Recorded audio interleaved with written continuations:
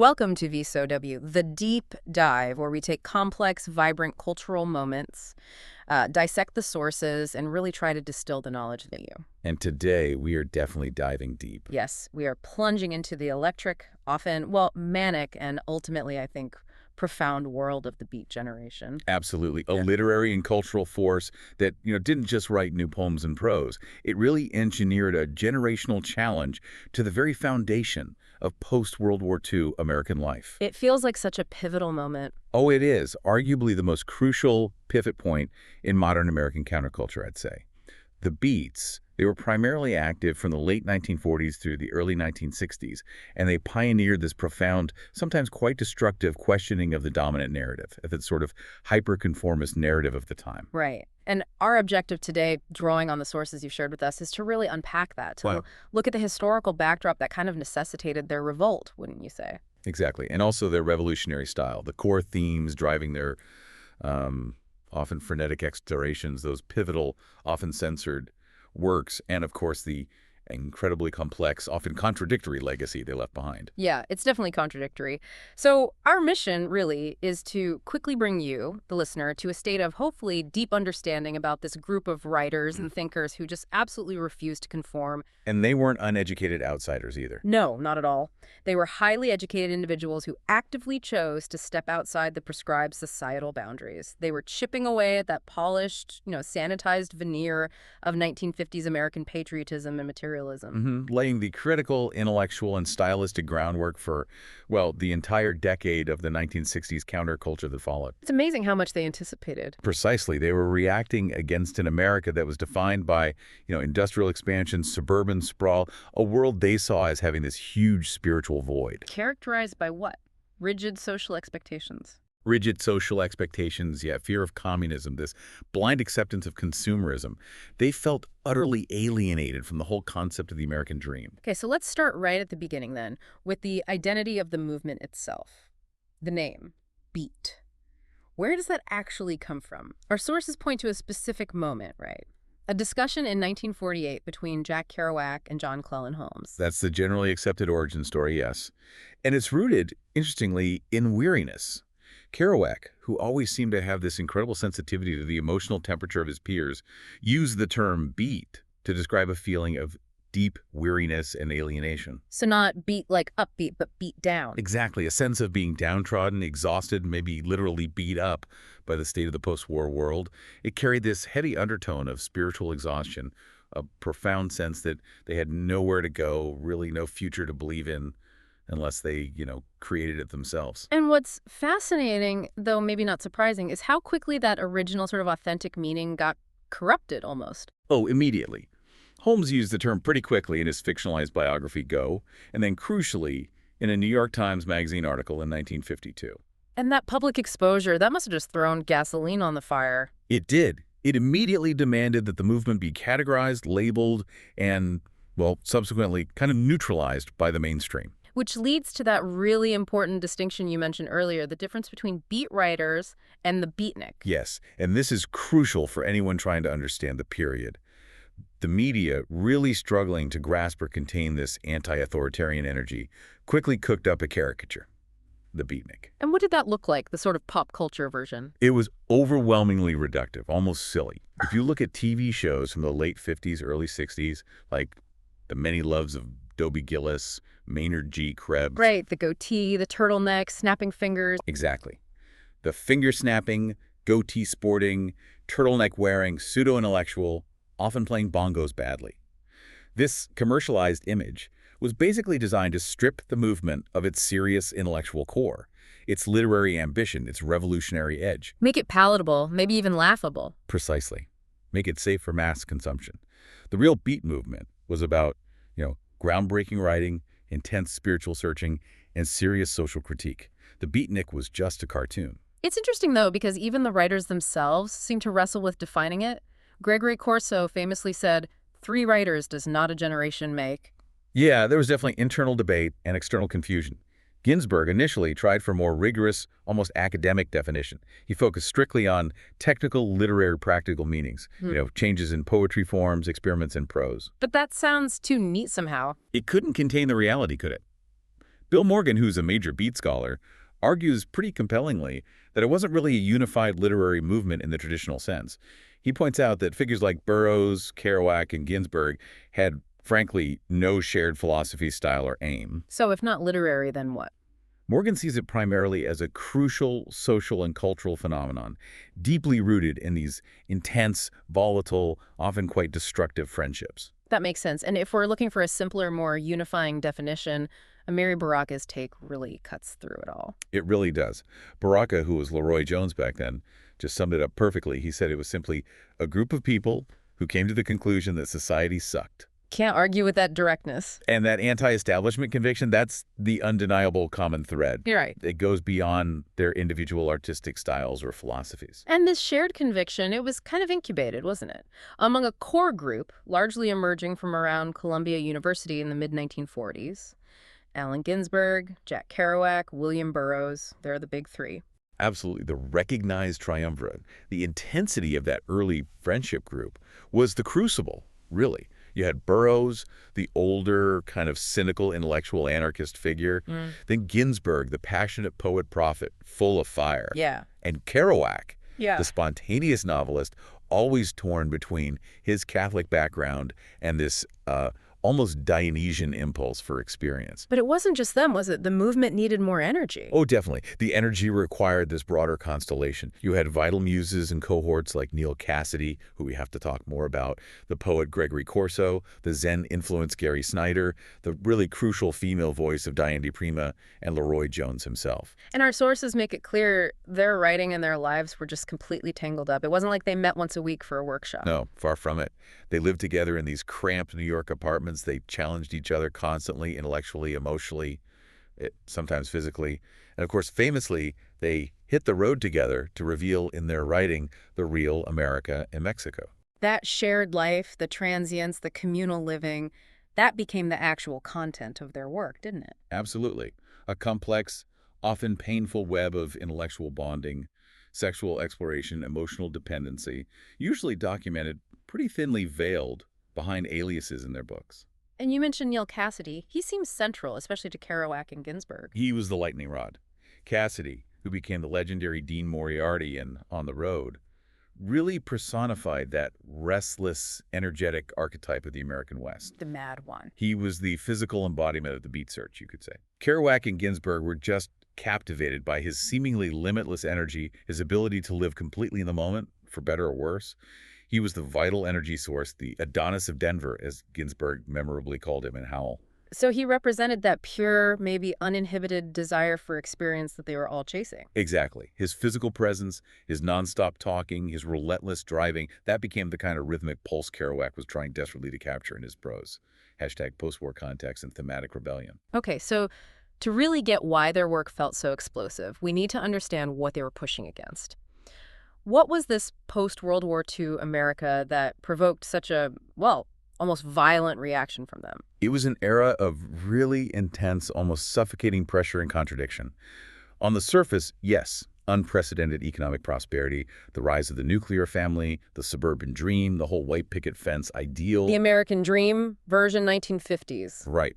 But underneath that, you had deep disillusionment lingering from the war, intense social conformity kind of enforced by McCarthyism and the Cold War climate, and this rigid, unspoken social contract that basically demanded everyone be the same.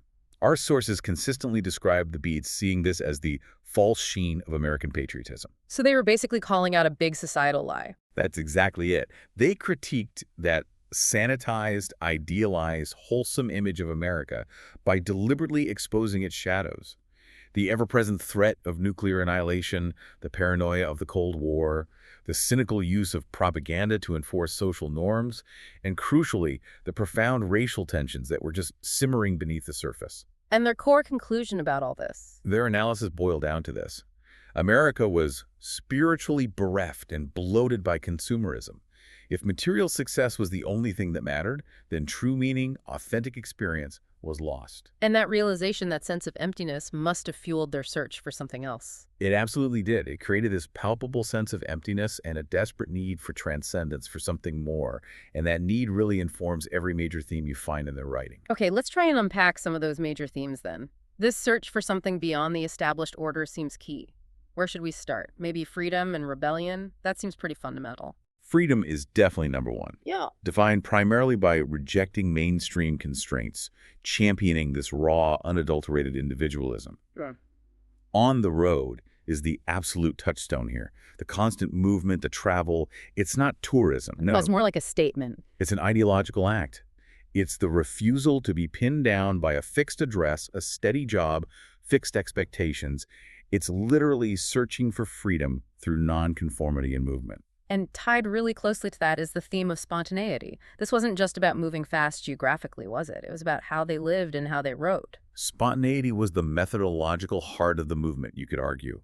It meant embracing improvisation in their lifestyle and, absolutely crucially, in their art. It was about capturing the immediate moment, completely unedited, unfiltered. Trying to close the gap between experience and expression. Exactly.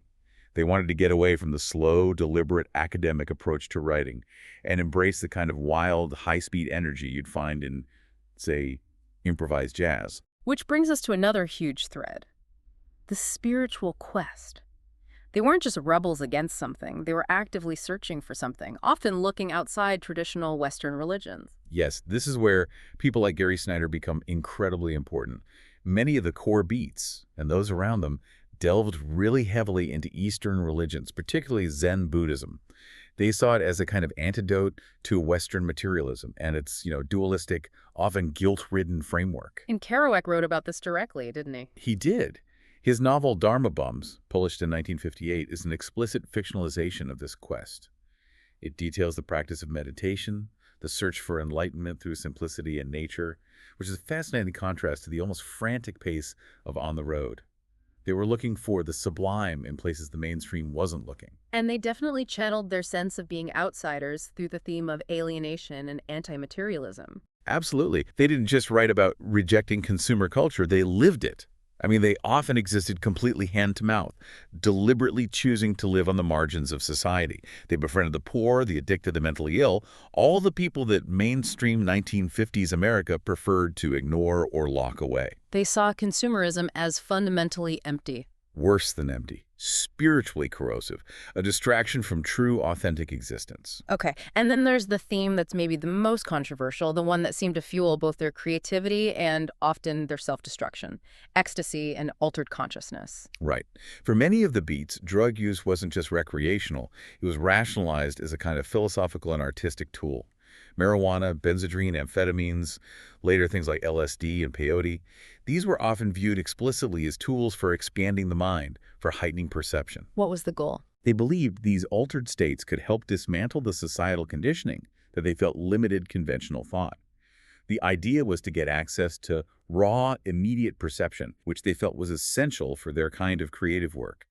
William S. Burroughs' Naked Lunch is maybe the most famous or infamous and terrifying exploration of this altered reality, using heroin addiction not just as a personal story, but as a metaphor for all kinds of societal control. Which sort of brings us full circle back to Kerouac and how he later tried to redefine the whole movement, shifting the meaning of beat away from just weariness or being down and out towards something more spiritual, the beatific vision. Yes, Kerouac, especially later in his life, as he grappled with some of the frankly destructive consequences of the lifestyle he'd helped popularize, really pushed for this spiritual interpretation. He tried to link the word beat to beatitude, to holy bliss, or a higher, almost sacred state of consciousness. Trying to find a kind of redemption in the term. Perhaps. He explicitly talked about this vision in 1959, describing members of the generation as embracing mystic disaffiliation and material simplicity values. It feels like an effort to provide a higher, maybe even religious justification for their rebellion against the mainstream. So this intense rejection of post-war culture, it was mirrored perfectly in how they rejected the literary norms of the time too, wasn't it? Our sources talk about them wanting to reclaim poetry from the academics, pull it out of the ivory tower. Oh, absolutely. They wanted to put it squarely in jazz clubs, alleyways, and bedrooms. They were actively, consciously subverting the academic literary establishment. Remember, these guys were smart, they were well-read. Yeah. Ginsberg, Kerouac, Burroughs all went to Columbia. But they rejected the dominant critical theory of the day, which was new criticism. Which focused on New criticism focused entirely on the isolated text itself, art for art's sake, analyzing structure and metaphor, without really considering the author's life, their biography, or the social context. The Beats fundamentally disagreed with that. They demanded that life and literature be inseparable, raw, engaged, even political. And stylistically, their biggest innovation seems to have come from outside literature altogether, from jazz, specifically bebop. Yes, the influence of bebop jazz is absolutely profound. The music coming out of Harlem clubs, Charlie Parker, Dizzy Gillespie, Thelonious Monk, provided a kind of structural blueprint for a lot of beat writing, especially Kerouac's. How so? What did they take from it? Well, bebop is characterized by this frenetic, complex, highly improvisational structure. Rapid-fire cascades of notes, musicians riffing off a basic melody in incredibly inventive ways. Kerouac, in particular, just internalized this completely. And he even used a jazz term for his style, right? Blowing. Exactly. He called his spontaneous style blowing, directly referencing a jazz musician taking a horn solo, just letting loose, riffing off the melody. So what does that look like on the page? In literature, blowing results in this rhythmic prose, often characterized by really long run-on sentences, a deliberately scattered structure, a high-energy pace that tries to mimic the emotional and intellectual speed of a jazz solo. You get unexpected twists and turns in thought, phrases repeated with variations, just like a bebop riff. And this focus on speed, on immediacy, it forced them to invent new writing techniques. Kerouac's most famous method, spontaneous prose or continuous flow, seems central here. He famously wrote On the Road in 3 weeks on a giant scroll of paper. What was the actual point of that? The point was to eliminate the gap between lived experience and the act of writing it down. By using that continuous paper roll, he literally removed the physical interruption of having to change pages in the typewriter. It allowed his mind, theoretically, to just dictate directly onto the page without the pause for thought, revision, or self-editing that changing pages forces. And he used long dashes instead of periods. Yeah, long dashes to link thoughts, minimal paragraph breaks. The text just flows as this unbroken stream of consciousness. The goal was to convey the uncensored field of perception at the moment of composition. It's really the ultimate literary challenge to the whole idea of careful revision and crafting.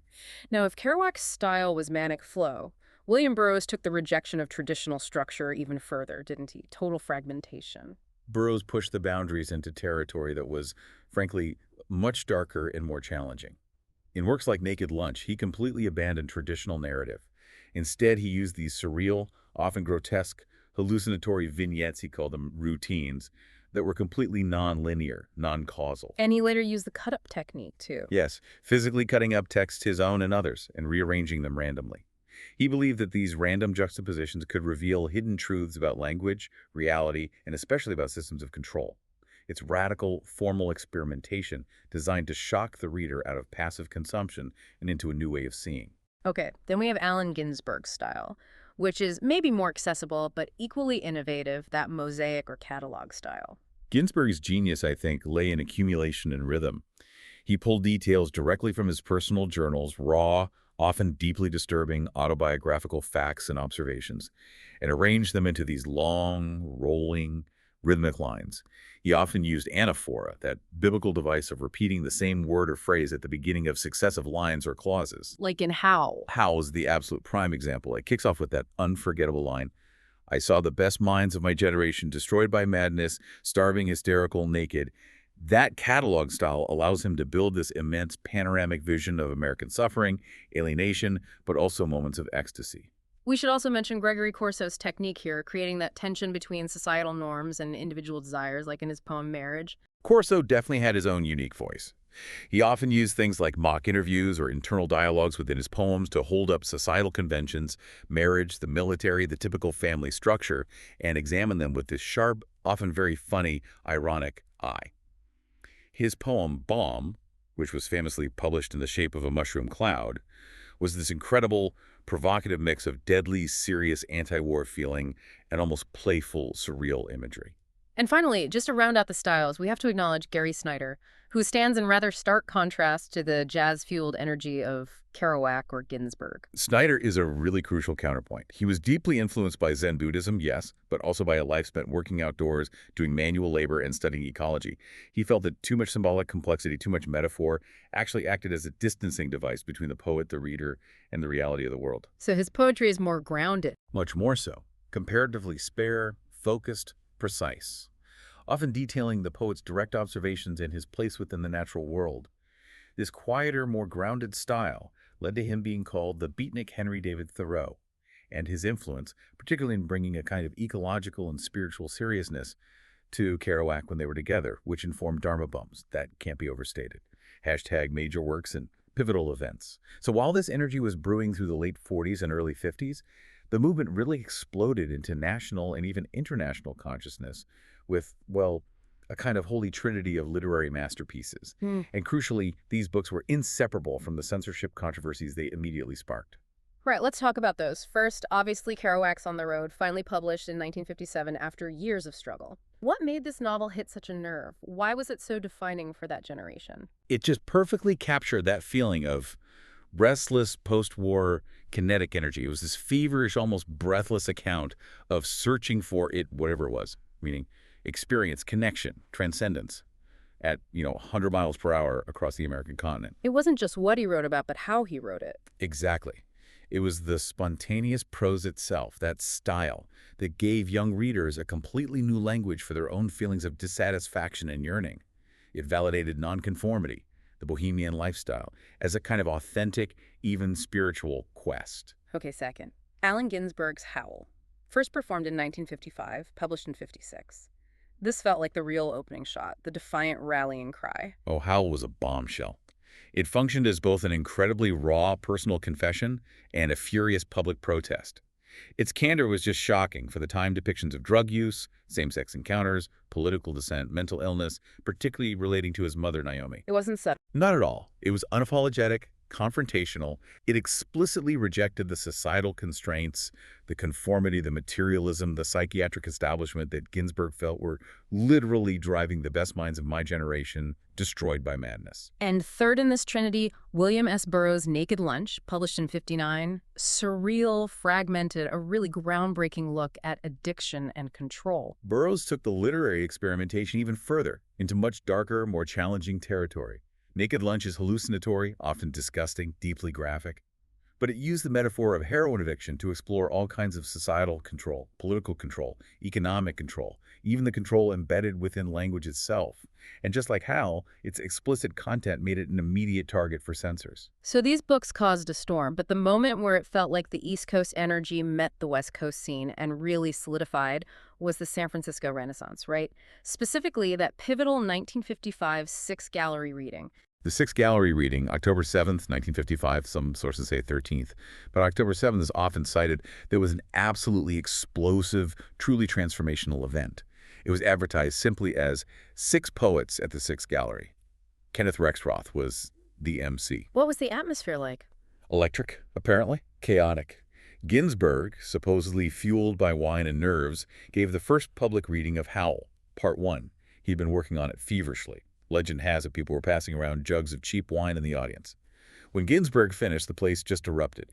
Everyone there knew they'd witnessed something major. And that reading directly led to publication. Yes. Lawrence Ferlinghetti, the poet and owner of City Lights Books and Bookstore, was in the audience. He immediately offered to publish Howl, and what followed that publication was monumental. You've got it. Obscenity trial. Which turned out to be a huge turning point. A landmark moment for First Amendment rights in the U.S. Ferlinghetti, as publisher, and Shig Morrell, the bookstore manager, were arrested and charged with disseminating obscene material. The trial became a cause célèbre.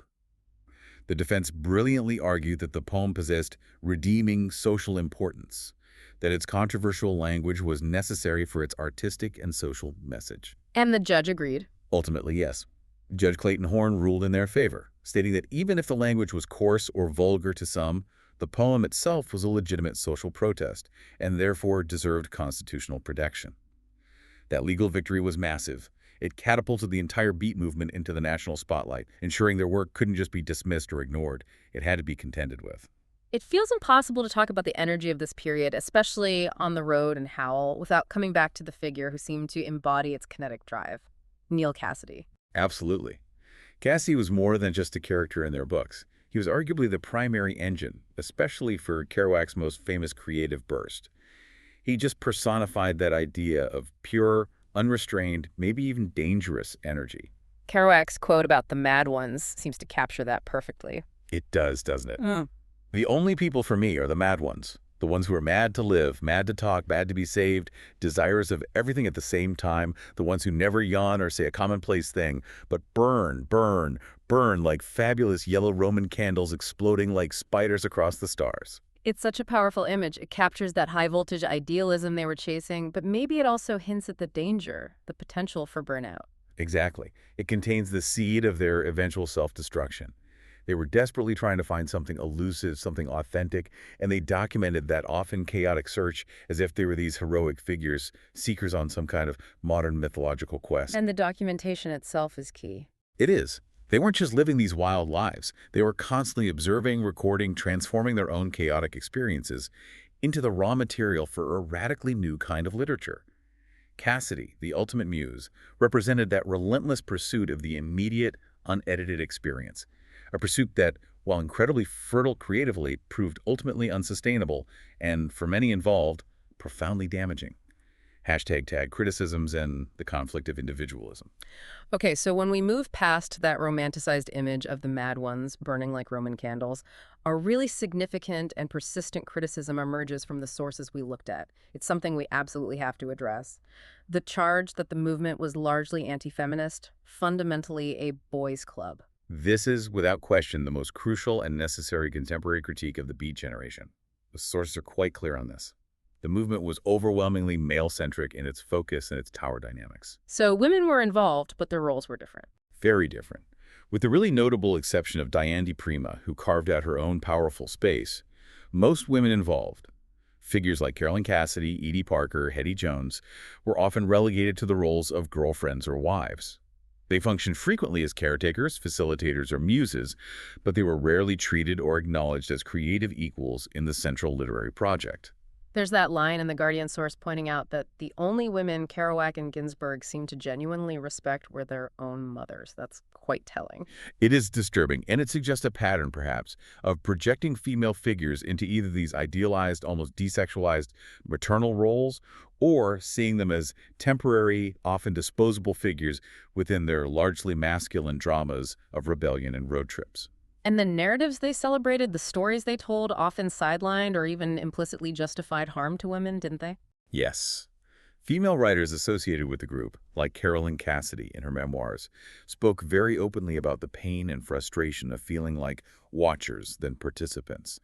They were often left behind to maintain some semblance of domestic stability while the men went off on their sacred journeys. Hetty Jones, who was married to Leroy Jones Amiri Baraka, wrote powerfully about the isolation and racism she experienced as a white woman connected to the predominantly white male beat inner circle, and later within black cultural nationalist circles, too.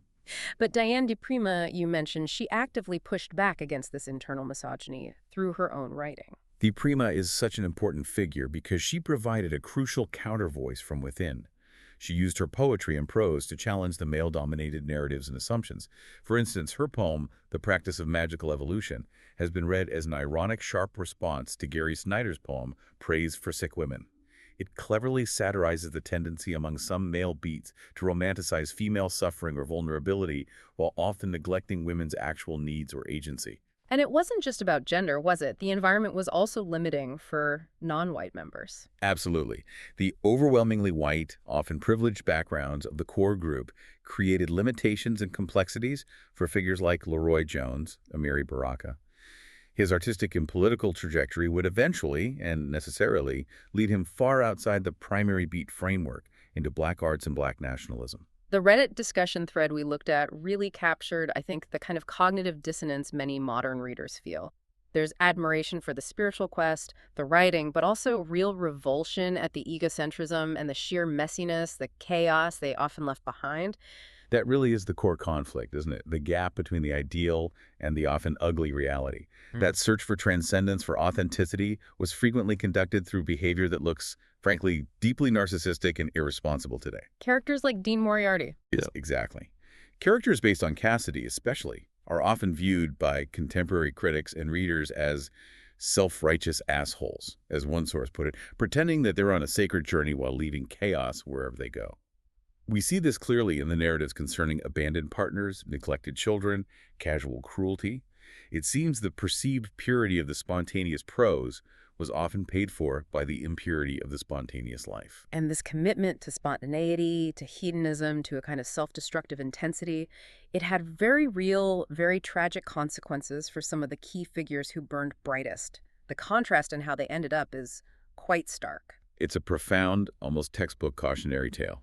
Neil Cassidy, the ultimate symbol of restless energy, died quite suddenly in Mexico in 1968, shortly before he turned 42. Found by the railroad tracks, exposure, and possibly substances involved. And Kerouac. Jack Kerouac, who became the reluctant, often resentful, alcohol-dependent spokesman for a generation he didn't always understand or agree with, died of complications from alcoholism specifically, an internal hemorrhage in 1969 at just 46. He was living back with his mother, quite disillusioned and bitter about the counterculture he felt he'd unintentionally spawned. So they burned out very quickly, almost victims of the very lifestyle they'd idealized. Yet, Ginsberg and Burroughs, the other two giants, lived much longer lives. They did. Ginsberg lived until 1997, Burroughs also until 1997, both into their 70s and 80s.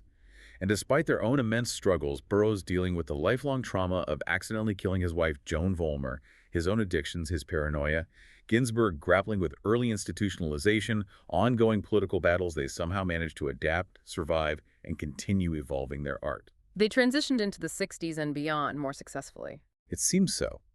They found ways to navigate the changing cultural landscape. This suggests, perhaps, that the absolute freedom the Beats chased was a kind of double-edged sword. The mad ones, who most fully embodied that pursuit of raw, immediate, often substance-fueled experience, were frequently consumed by it.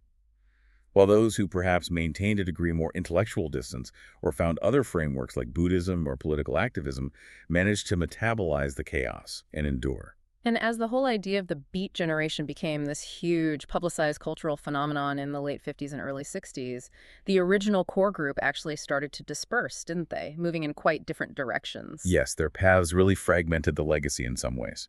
Ginsberg and Snyder became deeply involved in the burgeoning hippie movement, focusing on anti-war activism, Eastern spirituality, ecological awareness. Baraka, as we mentioned, moved decisively away from his Beat associations to become a central figure in the Black arts movement and Black nationalism. Burroughs continued his travels and his radical literary experiments, fighting his own censorship battles with Naked Lunch. And Kerouac. Kerouac became increasingly reclusive, conservative even, and deeply pessimistic. He famously rejected the hippies, who saw him as a founding father. That intense, singular, almost claustrophobic energy of the early New York and San Francisco days just couldn't sustain itself once it hit the full glare of the public spotlight and the complexities of the 1960s. Hashtag the enduring cultural legacy. Okay, so despite all the internal conflicts, the problematic aspects, the chaotic personal lives, the Beat generation's impact on modern culture feels absolutely monumental, undeniable. They weren't just some fleeting literary fad. They were, as you said earlier, the essential precursor to the 1960s counterculture. Their significance really lies in their role as intellectual and artistic revolutionaries.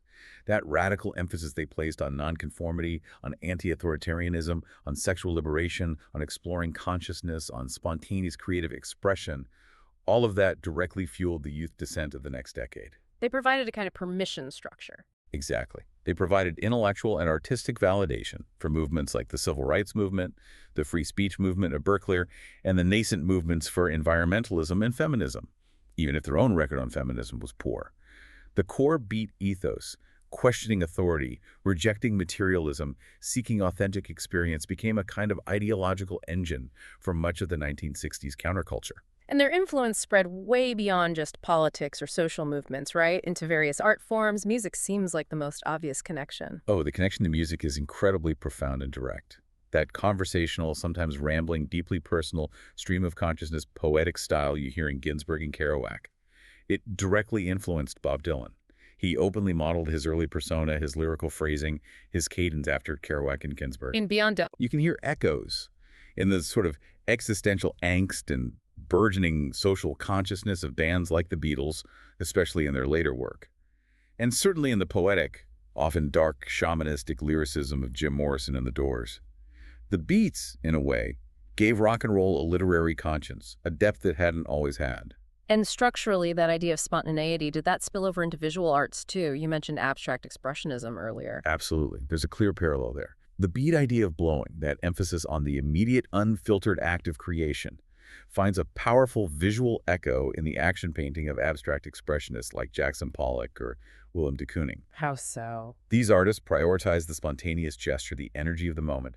They treated the canvas not as a window onto a pre-planned scene, but as an arena for action, for direct expression, much like Kerouac treated the page. It was a shared aesthetic commitment across different media to raw, unmediated experience. And the influence seems to continue even into contemporary film, directors citing their gritty realism and moral ambiguity. That aesthetic lineage is definitely there. Directors like Martin Scorsese, think of Taxi Driver, or Quentin Tarantino. With Pulp Fiction, they draw heavily on that beat fascination with the margins of society, with the alienated antihero, with the kind of moral chaos and ambiguity that exists outside rigid societal structures. The beats helped normalize a raw, unpolished, often dark vision of American life that became foundational for a lot of later art. And finally, back to literature itself.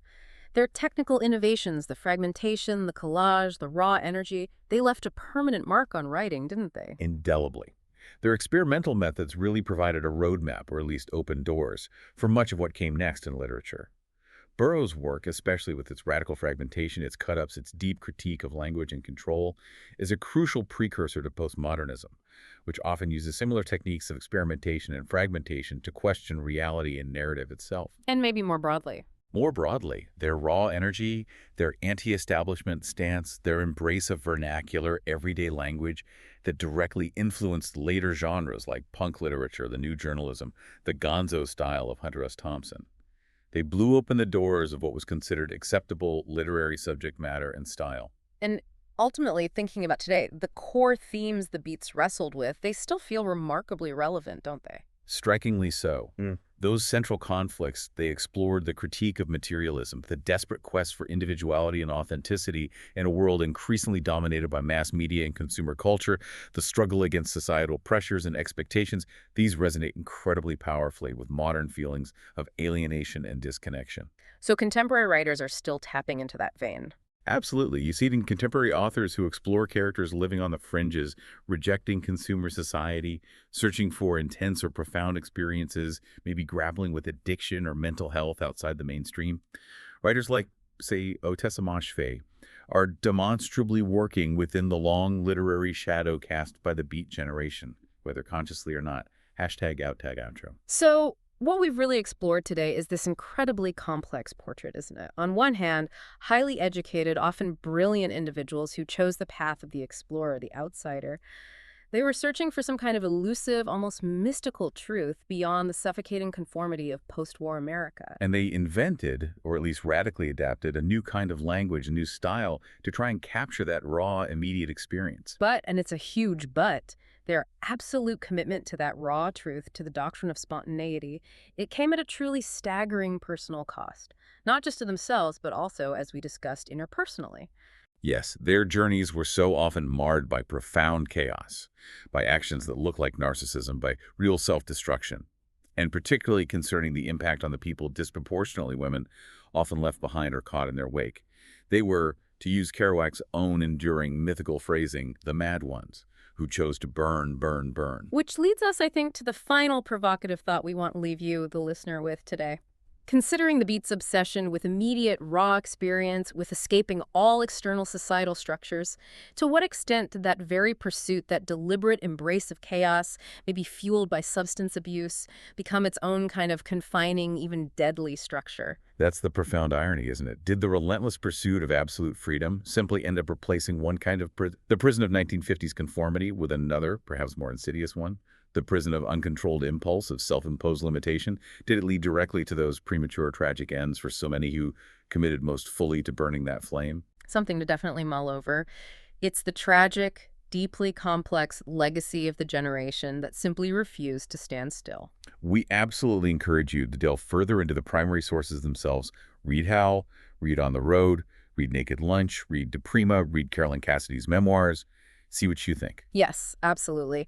And if you found insight in this deep dive into the Beat generation, please do take a moment to subscribe, like, and maybe leave a comment.